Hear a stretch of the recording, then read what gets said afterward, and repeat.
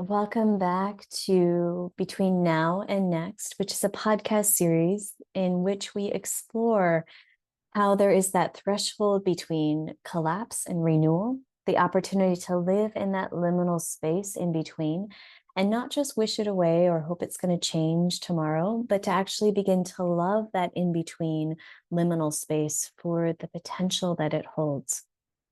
So, as we explore these profound global transitions, it's important that we cannot bypass the necessity and the importance for not just individual healing, but more of a globalized collective healing that is absolutely pivotal for navigating what is coming, the next that is around the corner.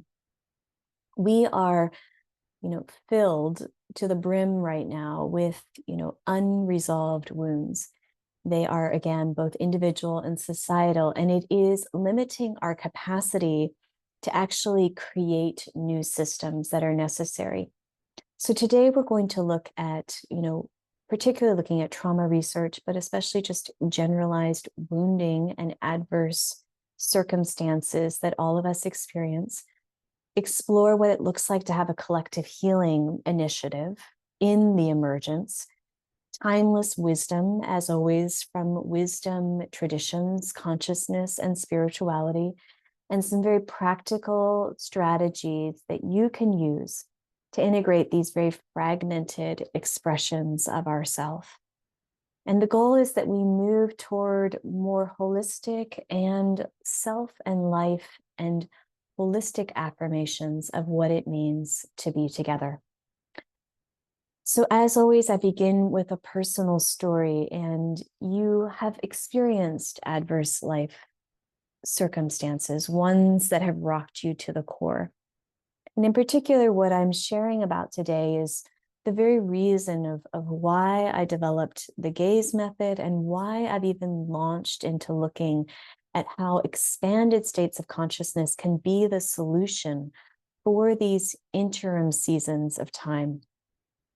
So our eldest son died very tragically, after being hit by a car. And in the aftermath, I was, of course, paralyzed with not just anxiety and fear for my own life and my own experience, but I was becoming very keenly aware of collective trauma, of the collective experiences that were just all around. It was almost like I couldn't turn my eyes away anymore.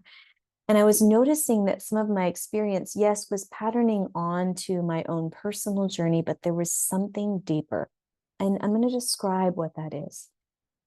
My experience was that I began to actually hear the groans and the anguish of mothers throughout time and history, and often mothers that are dispossessed and lacking power and agency and ability. And I can feel the emotion, but essentially mothers whose voices have never been heard.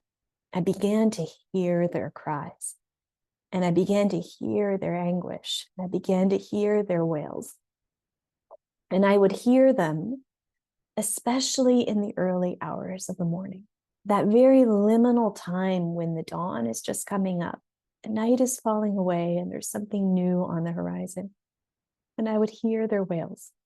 And I knew in that moment that their wails were my own wails of grief, and that there was somehow something that was bonding us together more than any sort of divide that could keep us apart.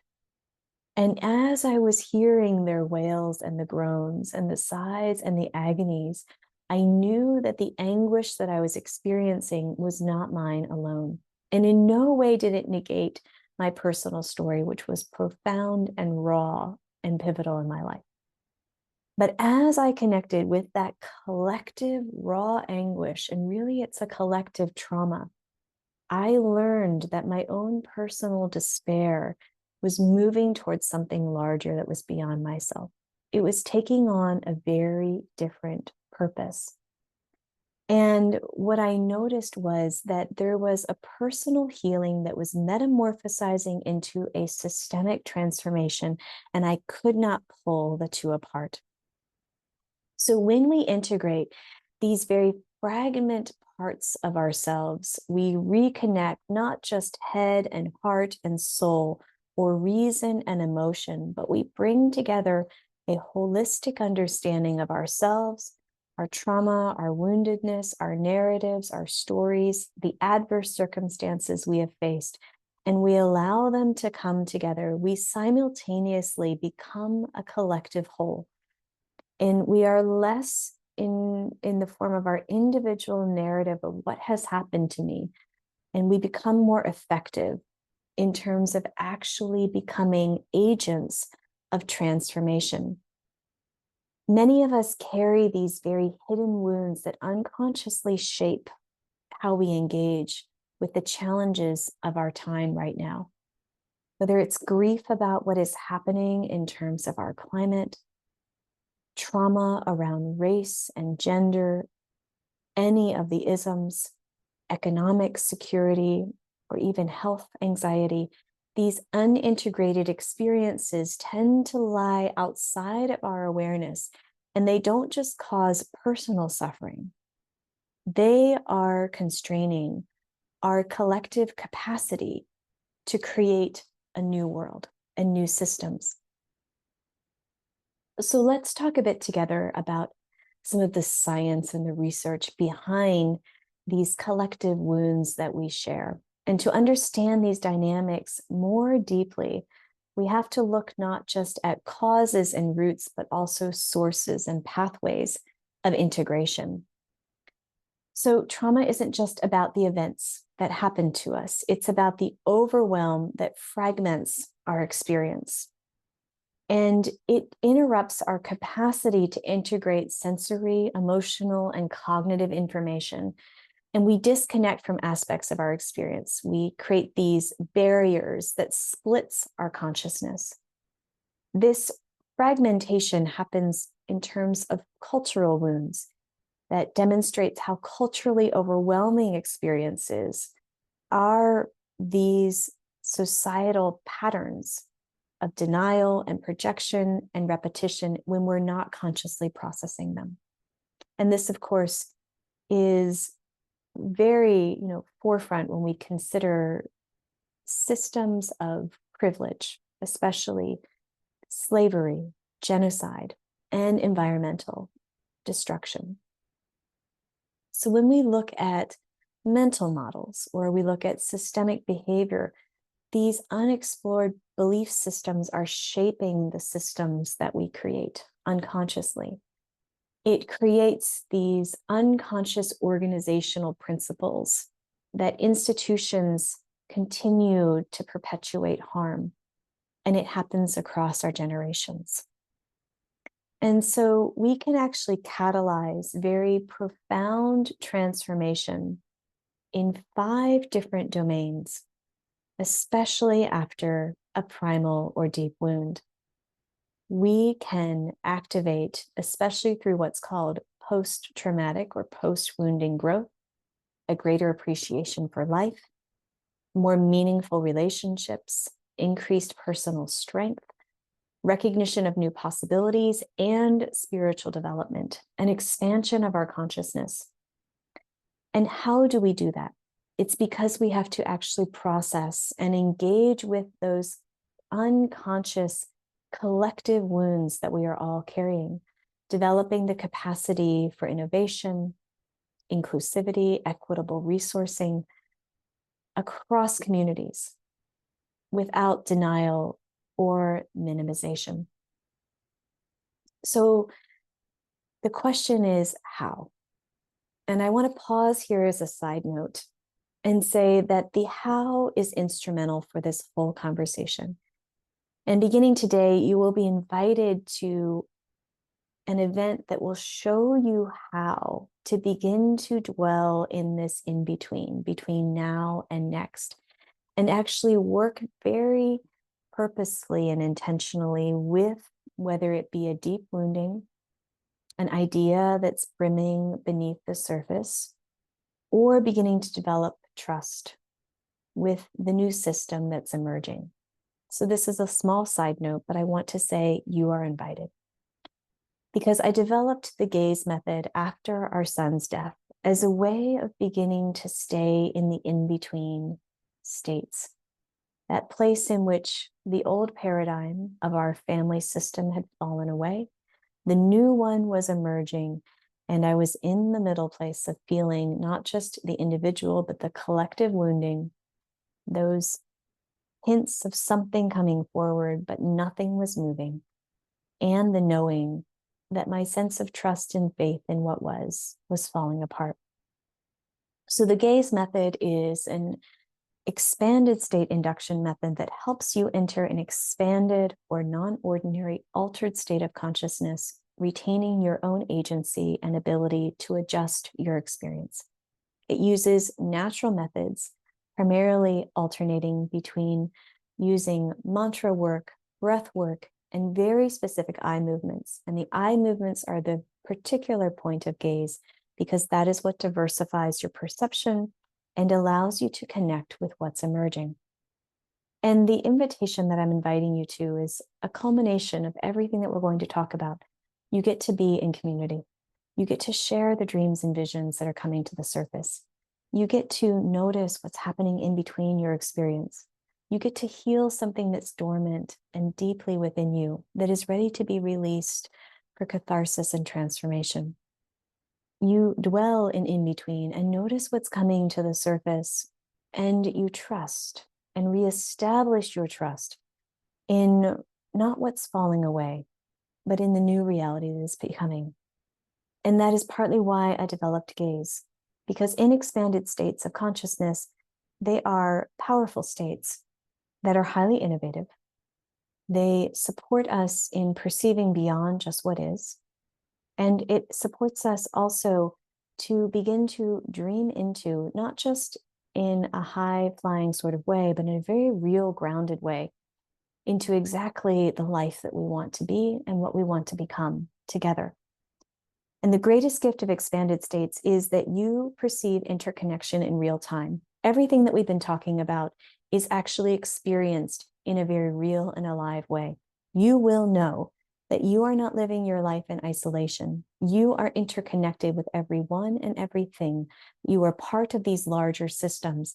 And that alone is a reason enough to enter expanded states of consciousness, because that level of interconnection is what frees us.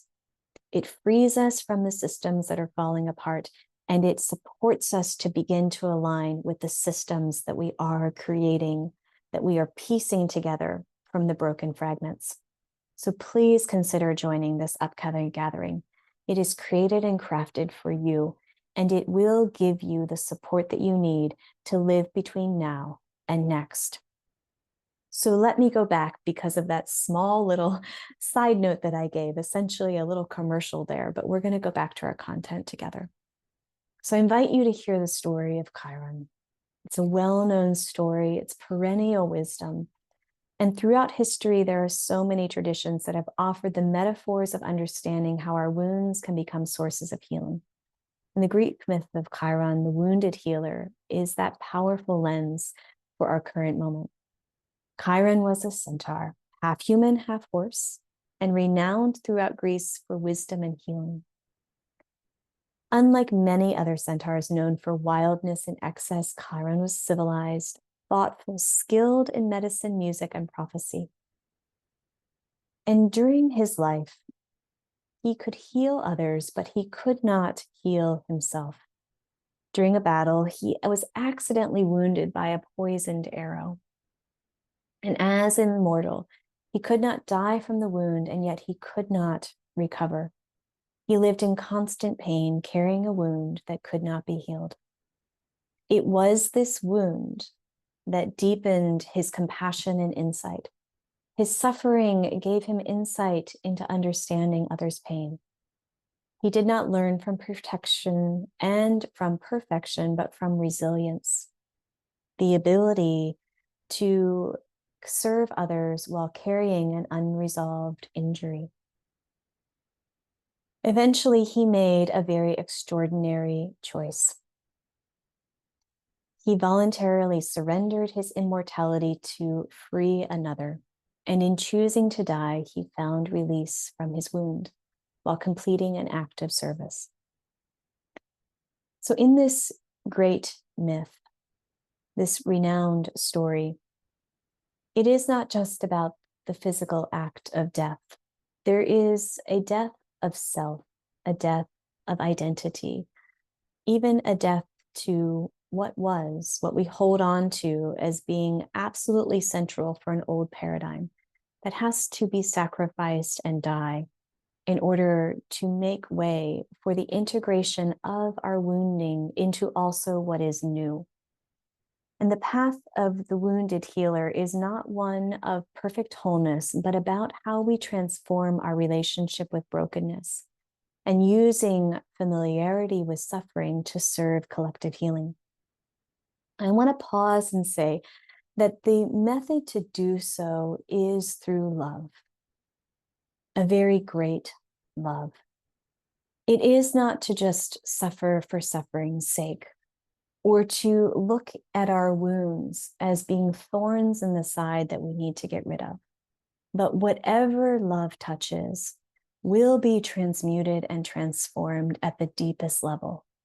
And so when we explore collective wounding, it must always come with hearts that are open and willing to see the love that is always breaking through. And in this way, I want to read another poem by Rumi that is well known. And as always, I invite you to hear these words from not just an attitude, but a surround of love, a love for you, for your world, and for our world together that is aching and longing for a new way. This being human is a guest house. Every morning, a new arrival, a joy, a depression, a meanness. Some momentary awareness comes as an unexpected visitor. Welcome and entertain them all, even if they're a crowd of sorrows who violently sweep your house empty of its furniture. Still treat each guest honorably. He may be clearing you out for some new delight. The dark thought, the shame, the malice. Meet them at the door laughing and invite them in. Be grateful for whoever comes, because each has been sent as a guide from beyond. This wisdom comes on the heels of love, that it is not about eliminating what is difficult or challenging, but developing a new relationship with it.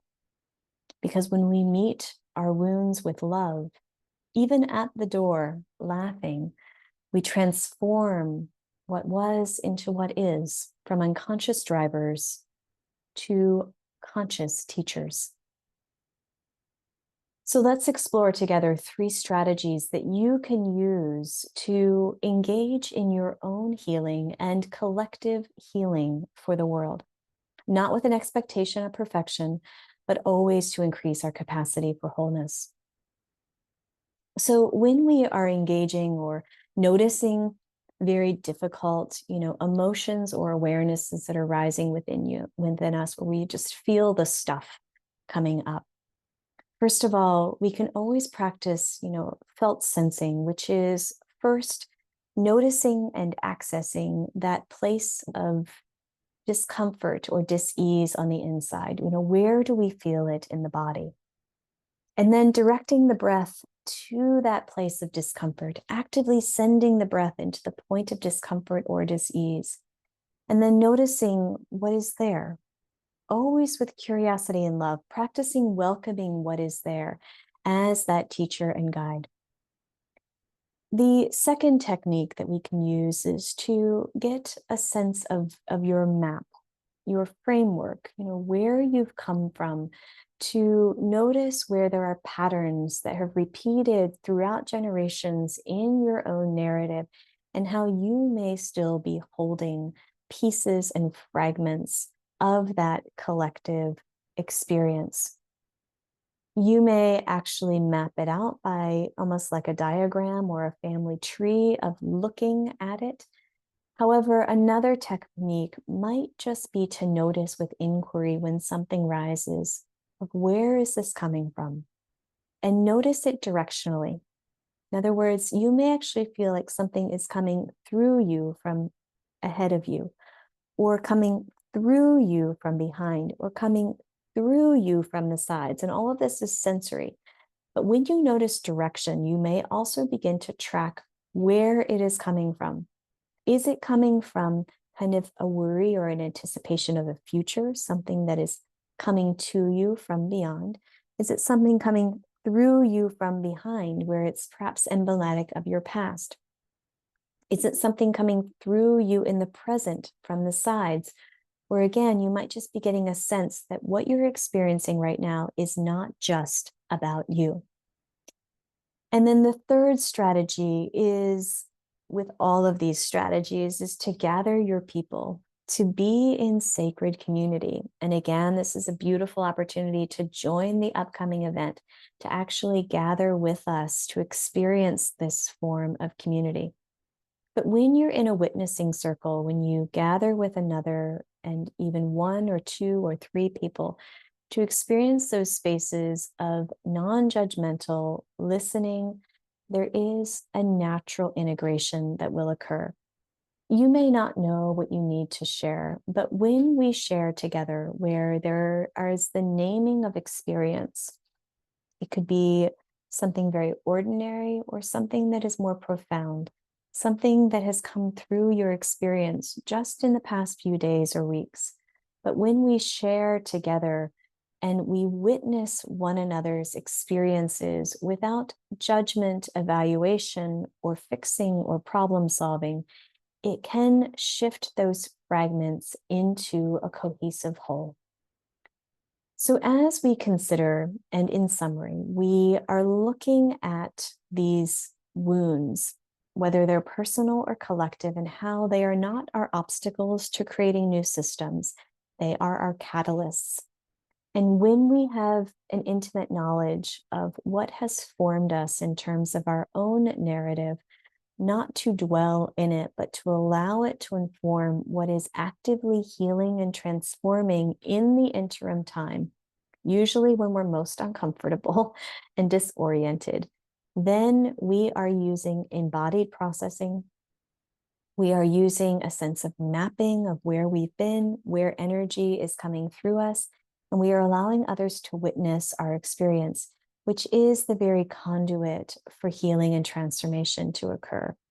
In that way, these are foundational steps that is not just creating a system that reproduces the fragmentation of the past and where we've been, the harm of what has happened, but we are actually creating a new way forward.